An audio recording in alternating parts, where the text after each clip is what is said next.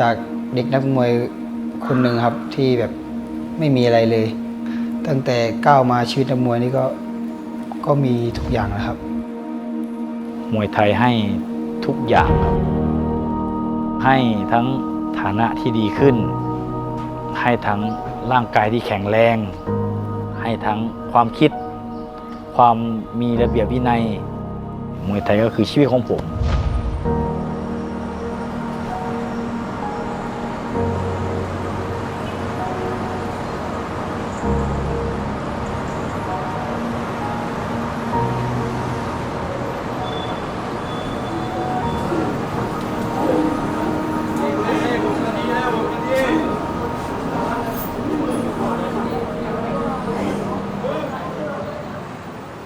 สวัสดีครับผมรันเล็กอ.อัจฉริยะครับ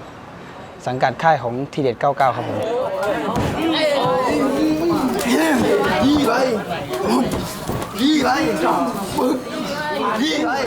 ไฟแรกจริงๆก็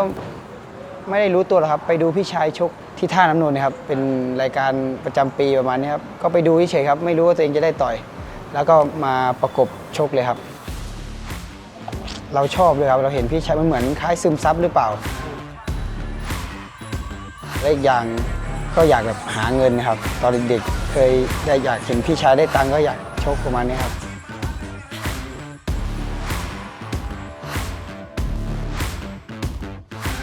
ก็จำได้วันนั้นผมครั้งแรกครับเขาคู่ต่อสู้ชกมาหลายครั้งครับก็เราก็แพ้ครับคือมาว่ายน้ำที่เราแบบเหมือนสู้ไม่ได้ครับกรรมการเลยจับดีกว่าครับได้200ครับ200เพราะเงิน200นะครับ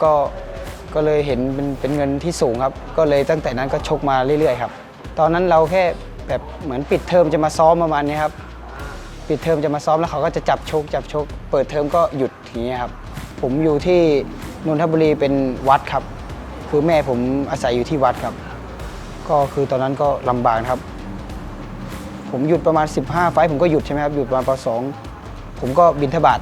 เดินบิณฑบาตกับพระครับเพื่อแบ่งเบาภาระพ่อแม่เดินบิณฑบาตตั้งแต่ป.1 ถึงป.6 ครับ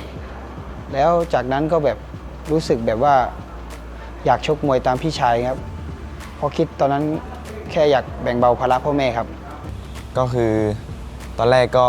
พี่ชกมวยพี่เริ่มชกมวยก่อนครับแล้วทีนี้ก็พ่อก็พาพี่ไปซ้อมตามค่ายแถวบ้านอะไรอย่างเงี้ยผมก็ไปกับพ่อเป็นบางวันครับก็ไปบ่อยทีนี้ก็เริ่มซึมซับไปเตะกระสอบเล่นบ้างชกกระสอบเล่นบ้างก็ทางผู้ใหญ่นะครับทางหัวหน้าค่ายเขาก็เห็นแววก็ผมก็อยากชกด้วยก็ตัดสินใจบอกว่าผมอยากชกครับแล้วก็เขาก็ขึ้นรายการให้ชกครับตอน10 ขวบนะตอนเด็กๆก็คือข้างบ้านอ่ะมันมียิมมวยเดินวันไปผ่านมาน้าคนที่มียิมอยู่เขาก็เลยชวนไปซ้อมเพราะว่าเพื่อนที่เล่นด้วยกันเขาก็ซ้อมมวยเหมือนกันก็เลยเข้าไปซ้อมด้วยกันครับมีค่ายที่หมู่บ้านค่ะมีพี่เพชรนินจาพีเคแกซ้อมอยู่นั่นค่ะแล้วก็ไปเล่นเตะกระสอบเล่นบ้างอะไรอย่างนี้ทางหัวหน้าค่ายเขาก็ถามอยู่นะคะตอนนั้นว่าอยากมาต่อยมวยไหมตอนนั้นหนูก็มาขออนุญาตยายแล้วค่ะแต่ยายไม่อนุญาตความชอบน่าจะเพราะว่าหนูเป็นเขาเรียกอะไรคะหญิงแกร่งค่ะเป็นคนที่ชอบเล่นกับผู้ชายอะไรตั้งแต่เด็กอยู่แล้วค่ะเตะบอลอะไรพวกนี้ที่เริ่มชกมวยเพราะว่าเพื่อนแกล้งที่บ้านมีค่ายมวยก็เลยบอกแม่กับพ่อว่าอยากชกมวยแล้วก็เริ่มชกมวยตั้งแต่ตอนนั้นค่ะผมคิดว่ามันเป็นโอกาสของผมถ้าน้าไม่มาชวนผมตอนนั้นผมก็คงไม่รู้จักมวยก็คงไปเตะบอลเพราะตอนนั้นเป็นเด็กก็ยังเตะบอลอยู่แต่เป็นคนที่ชอบกีฬาอยู่แล้วครับก็คือพอมันมีมวยมาเข้ามามันก็เลยคิดว่ามวยมันจะไปได้เร็วกว่าเพราะว่ามันใช้แค่คนเดียวผมเลยมองว่าผมเป็นนักมวยแล้วผมมีคนเดียวถ้าผมตั้งใจมันไปได้เร็วครับพอจะขึ้นม.4 ต้องไปศึกษาต่อในตัวเมืองอะค่ะแล้วก็คิดว่ามีค่าใช้จ่ายที่เพิ่มขึ้นแล้วด้วยตัวเองอยู่แล้วค่ะอยากจะชกมวยตั้งแต่เด็กอยู่แล้วค่ะแต่ว่าทางบ้านไม่อนุญาตเพราะว่ากลัวเจ็บค่ะโตขึ้นก็เลยเปิดใจขอยายค่ะไปซ้อมดูแล้วพ่อก็อนุญาตให้ไปซ้อมดูค่ะเพราะว่าอยากให้มีศิลปะไว้ป้องกันตัวพอไปชกไฟแรก ยกแรกนี่ขาสั่นแต่ว่าพอผ่านยกแรกไปมันก็คลายความเครียดหน่อยก็ต่อยไปเลยแต่ไฟล์แรกชนะครับ โอกาสแรกของแตมคือพ่อให้ต่อย พ่อถามว่าจะเอาจริงเหรอ มันเจ็บนะอะไรประมาณเนี้ยแล้วเขาก็ไม่ได้คาดหวัง เพราะเราเป็นผู้หญิง พอโอกาสแรกนั้นมา โอกาสต่อๆมาก็เริ่มเข้ามา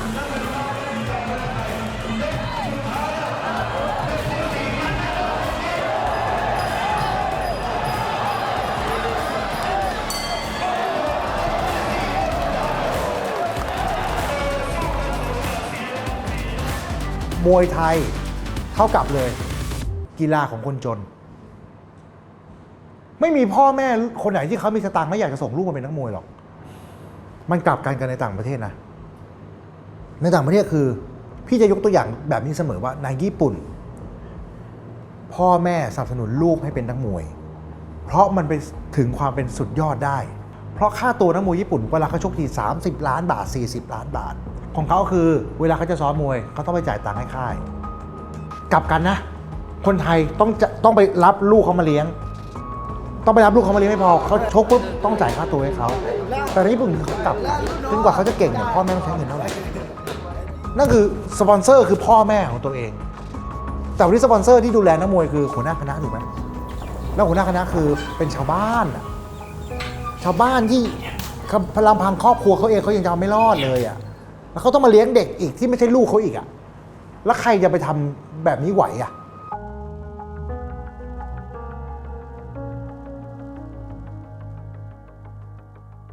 ปัจจุบันนี้ต้องยอมรับว่าเวทีมวยมันหายไปหมดแล้วนะ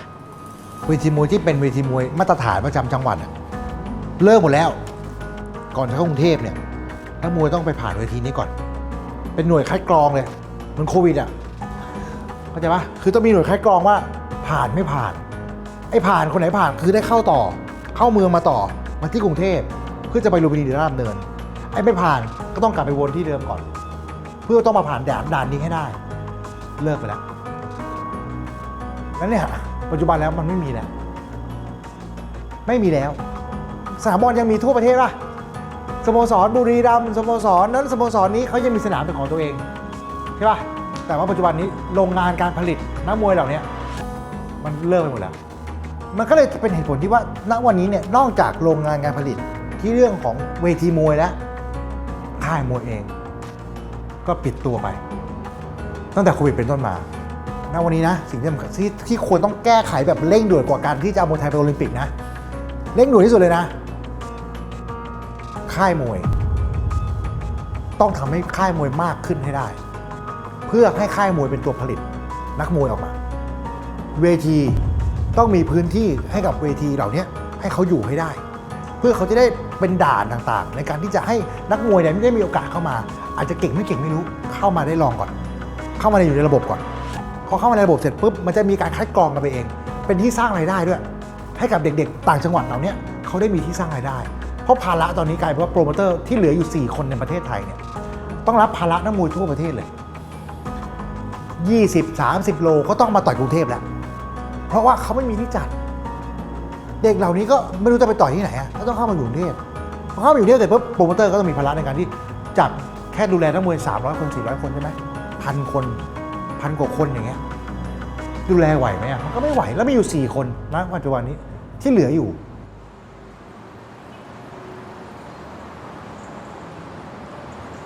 ก็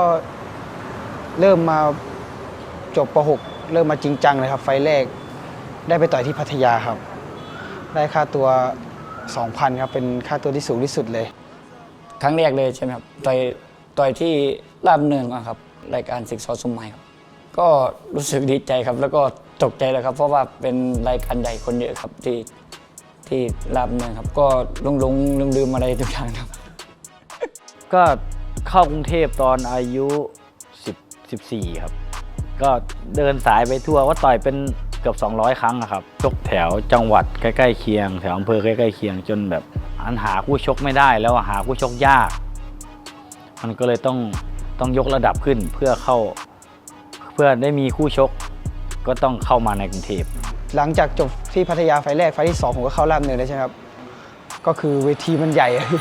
คนดูมันเยอะ ก็ผมจำความได้ยก 1 ยก 2 ยก 3 ผมเป็นต่อ มันเสียงเฮอะไรดังแล้วตื่นเต้นอะไรหรือเปล่าไม่รู้วันนั้นผมพลิกแพ้คะแนนครับครับก็โอ้โหมันต่างกับมวยภูธรเลยครับ ไฟแสงสีอยู่ในโดมประมาณนี้ก็เสียใจนะครับเพราะเราอยากชนะไฟแรกของราชดำเนินเราไฟแรกเราก็แพ้เลยอย่างเงี้ยครับแต่ก็ไม่ท้อครับก็คือชกเสร็จพัก2 วันก็ซ้อมต่อเลยแพ้วันนั้นก็ทำให้เราแบบคิดนะครับอยากชนะเหมือนพี่เขาเงี้ยอยากมีชื่อเสียงเหมือนพี่เขาเราก็ต้องซ้อมหนักครับผมยังชกน้อยอยู่ครับแต่โอกาสมันมาไวเงี้ยที่ผมซ้อมหนักขึ้นเพราะว่าบางทีกระดูกกระเดี่ยวผมแบบสู้คนอื่นไม่ได้ครับเพราะว่าการชกมวยเยอะมันทำให้หน้าแข้งแข็งแบบเหมือนคล้ายกระดูกได้แล้วครับประมาณนี้ถ้านักมวยทุกคนจะเข้าใจครับก็ถึงต้องผ่านมวยภูธรเยอะๆก่อนถึงจะมาสู้มวยกรุงเทพได้เนี่ย จากภูธรใช่ไหมครับจากภูธรก็เริ่มมาเวทีแบบชายเมืองก่อนแล้วก็ค่อยขยับเข้ามาในเวทีมาตรฐาน พอมาชกลุมพินีก็คู่ชกมันก็เยอะกว่ามันเยอะกว่ามันก็เลยทำให้ชกชนะขึ้นมาเรื่อยๆจนมาได้แชมป์ประเทศไทยรุ่นแบนตัมเวทใน118 ปอนด์ของเวทีลุมพินี ก็คือไฟท์ที่ชกมวยไทยรักย่ารอบชิงครับก็ไฟท์นั้นเปลี่ยนชีวิตผมไปเยอะครับ นักชกมุมแดงก้าวแต้มเพชรพละบดี ให้โอกาสนักมวยจากเวทีภูธรได้แบบโชว์ความสามารถก็การเป็นอยู่ชีวิตก็ดีขึ้นมากกว่าเดิมเยอะเลยครับเพราะว่าเงินรางวัลที่เราได้รับนั้นมีเงินรางวัลที่ค่อนข้างสูงครับใช้ซื้อของสิ่งที่เราอยากได้ใช้ซื้อกางเกง ซื้อนวมเอามาเป็นอุปกรณ์เพื่อการฝึกซ้อมต่อไปก้าวแต้มเพชรพละบดีครับคว้าแชมป์135 ปอนด์ไปครองนะครับ ได้แชมป์เซตแรกปี 62 ครับแชมป์ของวันเซนชัยครับF1 ครับ แชมเปี้ยนเป็นของทางด้านฝ่ายน้ำเงินครับโอกาสนี้กับเรียนคือชกมากว่าจะไปถึงเนี่ยเริ่มทำให้เราเรียนรู้ไปเรื่อยๆไฟแรกไฟ2ไฟ3จนมาเป็น100อย่างเงี้ยทำให้เราเริ่มรู้วิธีการซ้อมที่ถูกต้องในยุคสมัยใหม่มีนักศาสตร์การกีฬามาเสริมประมาณนี้ครับทำให้เรามีเทคนิคในการซ้อมมากขึ้นครับใครตีไม่ได้เตะเลยจะได้จับไปเตะขาเตะเลยจับไปเตะไอ้เจ๊ง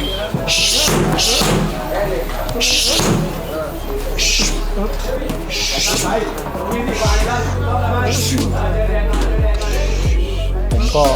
รางวัลที่ใหญ่ที่สุดคือได้รางวัลนักชกดีเด่นของการกีฬาแห่งประเทศไทยครับปี 64 บางทีชกมาเรื่อยๆจนบางทีคู่ชกผมไม่ค่อยมีแล้วครับคู่ตะกรไม่ค่อยมีทำให้ชกน้อยลง 3-4 เดือนครั้งประมาณนี้ครับเพราะคู่ต่อสู้บางทีไม่ค่อยเหมาะสมกับเราครับโปรโมเตอร์เขาก็ไม่ค่อยประกบครับคือเราเบื่อแล้วเหมือนตอนนั้นผมคิดจะเลิกแล้วครับจะเลิกมวยไทยนะครับเลิกแล้วล่ะผมเบื่อผมก็เลยซ้อมเล่นกับเด็กบ้างไม่วิ่งแล้วครับไม่ค่อยซ้อมมีวันหนึ่งทางอาริวิทย์มวยขาดเป็นมวยรอบครับมวยรอบซีซั่นแรกมีมวยไม่สบายป่วยกระทันหันก็เลยให้ผมไปเข้าเวรแทนก็ตอนนั้นแหละชีวิตผมเปลี่ยนมาถึงตอนนี้เลยครับ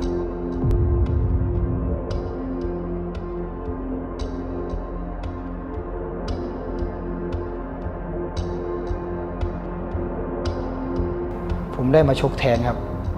แต่ได้มาชกแทนแต่อุปสรรคหลายอย่างครับเพราะผมต้องลดน้ำหนัก6 กิโลภายในวันเดียวครับ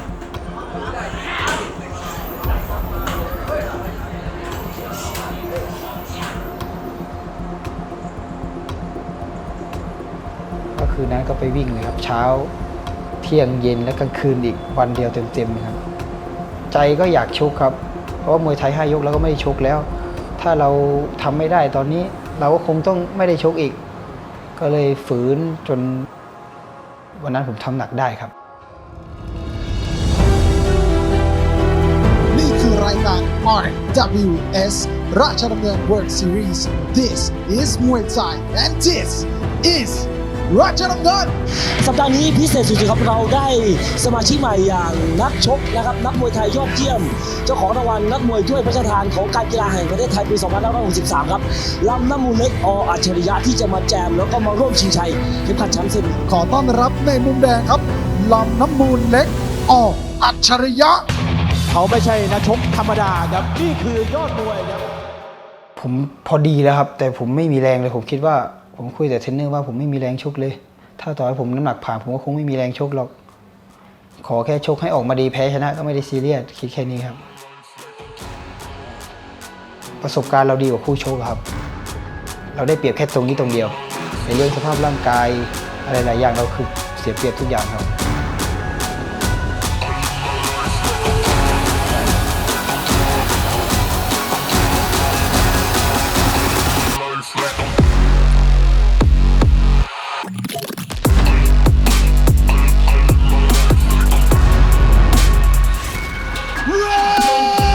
โคเนอร์ลำน้ำมูลเล็กโออัจฉริยะนะครับแม้ว่าจะเข้ามาเป็นในรูปแบบของตัวสำรองครับแต่การเก็บ3คะแนนในวันนี้ครับมีลุ้นเหลือเกินครับในไฟต์ต่อไปในนัดสุดท้ายครับ เขาก็เลยให้ชื่อผมเป็นมวยรอบแทนเลย แต่ไฟต์ต่อไปเขามีข้อแม้เพราะผมมาที่หลังเพื่อนนะครับมันทำให้คะแนนผมน้อยแต้มผมไม่ค่อยมีไฟต์2ผมต้องชนะน็อกยก1เท่านั้นถึงจะได้เข้าในรอบ4คนสุดท้ายโอ้โหอุตส่าห์ดีใจด้วยการทำหนักได้แล้วมาเจอเหตุการณ์นี้ผมท้อเลยเพราะผมรู้ในตัวผมว่าผมไม่ได้เป็นนักมวยที่อาวุธหนักซ้อมก็คิดแค่นี้ว่าอยู่ที่วาสนาถ้าวาสนาไปถึงแชมป์ยังไงก็ต้องน็อกคิดแค่นี้ ถ้าหากว่าชนะน็อกได้เนี่ยคะแนนพิเศษก็มีสิทธิ์มีลุ้นนะครับ แต่ว่าจะทำได้หรือเปล่า ต้องการคะแนนอย่างน้อย 3 แต้มครับเพื่อกดดันอันดับ 2 อย่างบัวเขียวที่ชกคู่ต่อไปครับขณะที่ไฮแซมครับเพิ่งมาเหมือนกันต้องมีคะแนนพิเศษครับ ธรรมดาครับซ้ายกับซ้ายครับสังเกตดูลำน้ำมูลครับก็ลำน้ำมูลเล็กนะครับ ไม่ประมาทครับดูครับเนี่ยหุกขวาและตามด้วย ลำน้ำมูลเล็กกับเตะซ้ายครับย้ำไปที่จุดเดิมหรือเปล่าครับยังไงครับยางมาดีหรือเปล่าครับ นี่แหละครับคือในการชกกันในยกแรกเนี่ยสร้างตำแหน่งให้คู่ต่อสู้ครับเพื่อปักขวาแล้วเดียวครับโอ้โหวันพันยกดาวครับรัตนบูรณ์จำได้เฉยเลยครับมวยฝีมือ แต่ว่าต่อยหล่นครับ เอายังไง ครับยังครับ มีโอกาส ครับยังโอเคครับ โอ้ สู้ต่อครับ แล้วดูครับ นาทีทอง ปิดเกมได้ไม่ได้ครับอย่างของเดิม1 2 3ครับนี่ฮะอย่างที่บอกประสบการณ์ในสากลครับปิดเกมได้ก็ได้ครับเรียบร้อย เรียบร้อยเลยครับจบเกมครับโอ้โหใช้เวลาไม่ถึง2 นาทีครับยอดมวยกกทครับลำน้ำมูลเล็กออัจฉริยะได้ไปต่อครับ ถ้าผมทำได้จริงผมชนะน็อกยกแรกเลยนะแล้วทำให้ผม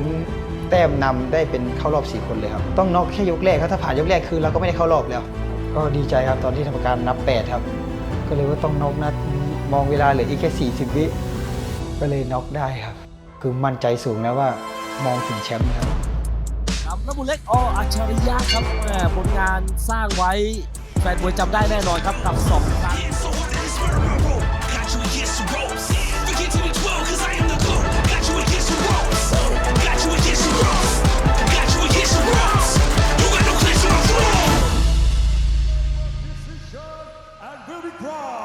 The first Russian World Series lightweight champion of the world, Blue Corner. ลำน้ำมูลเล็กโออัจฉริยะ and ลำน้ำมูลเล็ก will receive $1 million plus. แล้วก็มีซีซั่น2เงินรางวัล3 ล้านแล้วก็เป็นแชมป์2 สมัยอยู่ครับก็ทำให้ชีวิตแบบกลับมามีแรงผลักดันอีกครั้งในการมวยไทยครับจากที่เกือบจะเลิก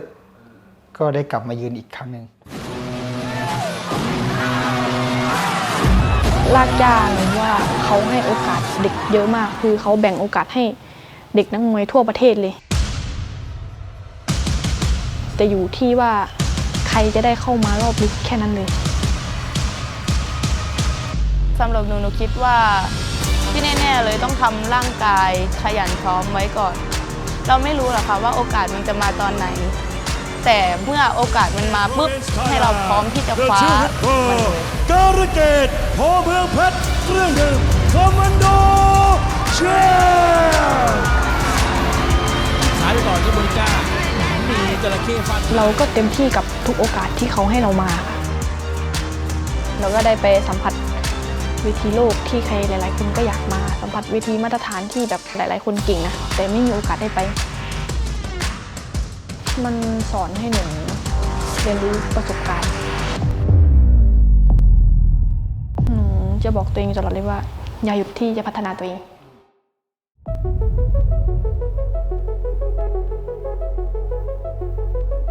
เวลามีโอกาสได้ชิงครับ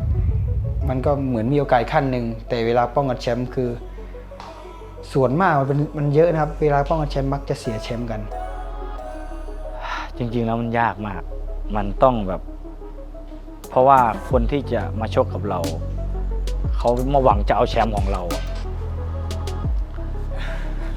เราเป็นแชมป์อยู่แล้วบางคนคิดว่ากูเป็นแชมป์แล้วจะเหลือมันยากสำหรับการควบคุมหรือว่าเป็นแชมป์แล้วกูต้องซ้อมน้อยกว่าเดิมมันยากเพราะถ้าเป็นแชมป์แล้วหมายถึงว่าคุณต้องซ้อมหนักกว่าเดิมบางคนเป็นแชมป์แล้วบางคนคิดนะบางคนคิดว่าเป็นแชมป์แล้วกูต้องซ้อมน้อยกว่าเดิมกูเป็นแชมป์แล้วกูต้องยังไงกูจะชนะประมาณนี้บางคนคิดแต่สำหรับผมมันยากคือเป็นแชมป์แล้วต้องพัฒนาตัวเองให้ดีขึ้นอีกอยู่ตลอดเวลาครับมันก็เลยยากจุดนี้สมมุติว่าผมชกผมได้แชมป์ผมมีแชมป์ผมชนะผมไม่ต้องคิดว่าผมทำยังไงผมจะรักษาแชมป์ไว้ให้ได้นานที่สุดสิ่งแรกคือห้ามขี้เกียจ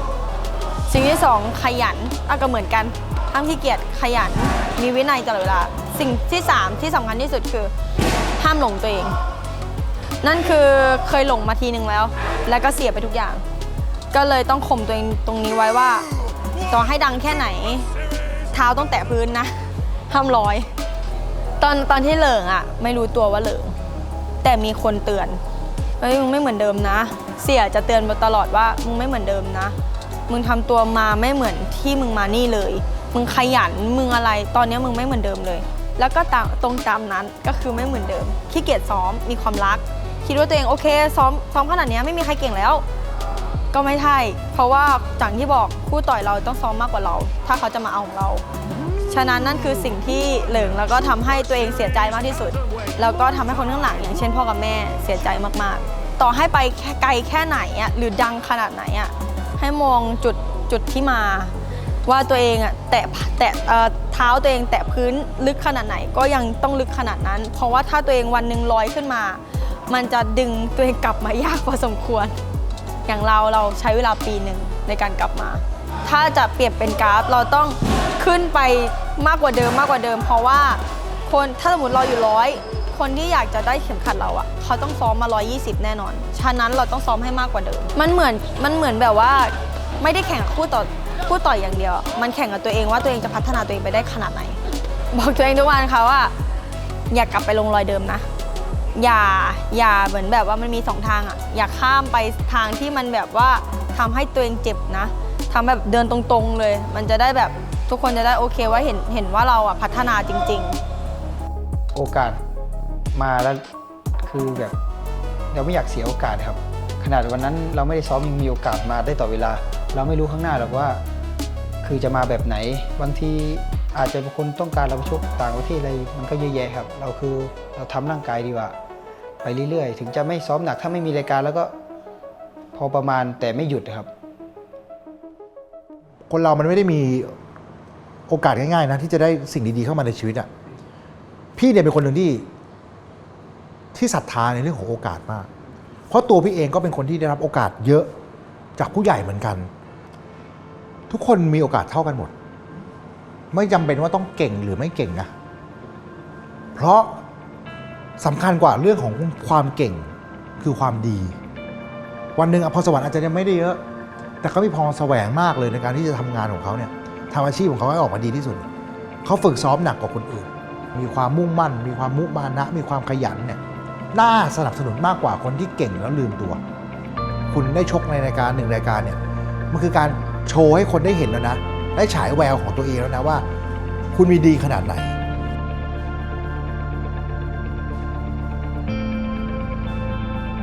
การให้โอกาสของนักมวยจากภูธรจากนักมวยบ้านนอกวันนี้นักมวยเหล่านั้นนะครับที่ได้ต่อยลากย่ามาในรอบตั้งแต่รอบ 16 รอบ 8 รอบรองมาถึงจนถึงรอบชิงเลยนะนักมวยมีชื่อเสียงขึ้นจากค่าตัวเรือนพัน